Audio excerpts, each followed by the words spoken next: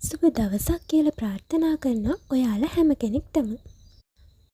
අදත් මම අලුත් වීඩියෝ එකක් ඔයාලා වෙනුවෙන් අරගෙන ආවා. අද අපි කතා කරන්න යන්නේ හරි අපූර්ව ආදර කතාවක් ගැන. ඔයාලා දැනටමත් දන්නවනේ මොකක්ද අපි කතා කරන්න යන මාතෘකාව කියලා. අද මම කතා කරන්නේ ඒකපාර්ශ්වික ආදරවන්තයින්ට.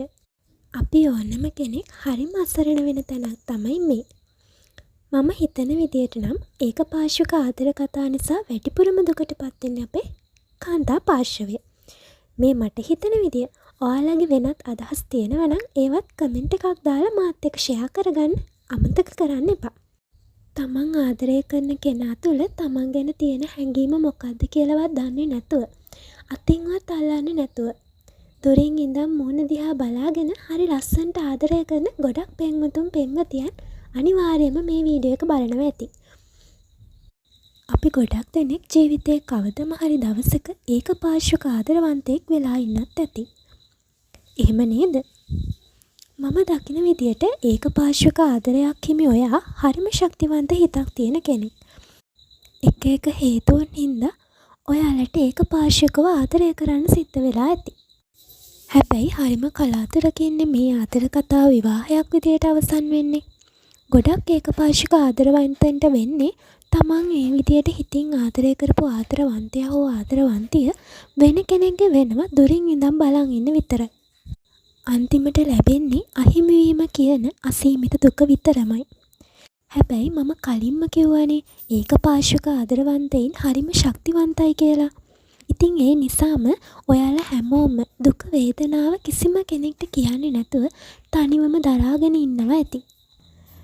රැට නින්දට යද්දි ඔයාට යාව මතක් වෙලා පුංචි කඳුලක් වැටෙනවත් ඇති. මට ඔයාට කියන්න තියෙන්නේ ඔයා හරිම ශක්තිමත්. ඔයාට පුළුවන් අනිවාර්යයෙන්ම එයාව අමතක කරලා සතුටින් ඉන්න. ඔයත් ආදරය කරන, ඔයාටත් ආදරය කරන කෙනෙක් හරි ඉක්මනටම ලබා ගන්න ඔයාට පුළුවන්. හැබැයි මුලින්ම ඔයා කරන්න ඕන දුක් වෙන එක නවත්තන එක. හිතින් ආදරය කරපු එයා ගැන අමතක කරන එක. මේක ලේසි දෙයක් නෙවෙයි. හැබැයි ඔයාට ඒක අනිවාර්යයෙන්ම කරන්න පුළුවන්. දිගටම දුක් වෙවි ඉන්න හැදුවොත් ඔයාට ලැබෙන්න තියෙන ඒ ලස්සන ආදරය ඔයාට නැති වෙලාම යාවි.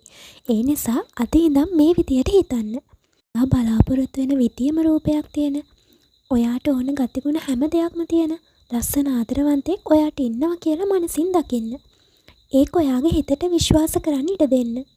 ඔයා ඔයාට පණ වගේ ආදරය කරන එයත් එක්ක සතුටු වෙන විදිය හිතින් හිතන්න. මේ විදියට ඔයා විශ්වාසයෙන් ඉන්න තරමටම ඔයාට ගැළපෙන ලස්සන ආදරයක් ඉක්මනින්ම ඔයා හොයාගෙන එවි.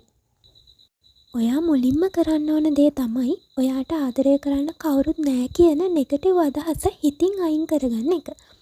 ඊළඟට ඔයාට පුළුවන් ඔයාට ගැළපෙන ලස්සන ආදරයක් ඔයාට ලැබිලා තියෙන විදියට හිතින් දකින්න, විශ්වාස කරන්න. අනිවාර්යයෙන්ම ඔයාට ලස්සන ආදරයක් ලැබෙනවාමයි. ඔයාට නොලැබෙන දෙයක් වෙනුවෙන් ඔයාගේ ජීවිත කාලෙම දුක් වෙනවට වඩා ඔයාට ලැබෙන්න තියෙන ලස්සන දේවල් ගැන විශ්වාසයෙන් ඉන්න. මේ විශ්වාසය සහ ඔයාගේ ඉවසීම නිසාම කාලය ඔයාට හොඳම දේ ආකර්ෂණය කරලා දේවි. ඉතින් අද වීඩියෝ එක ඔයාලගේ හිතට සැනසීමක් සතුටක් ලැබුණා කියලා ඔයා හිතනවා නම් ලයික් එකක් දාන්න අමතක කරන්න එපා. channel එක subscribe කරන ගමන්ම ඔයාගේ ඒකපාර්ශ්වික ආදර කතාවත් අපිත් එක්ක කමෙන්ට් එකක් විදියට හුවමාරු කරගන්න. එහෙනම් අලුත් වීඩියෝ එකකින් හම්බ වෙනකන් අදට ගිහින් එන්නම්. good luck.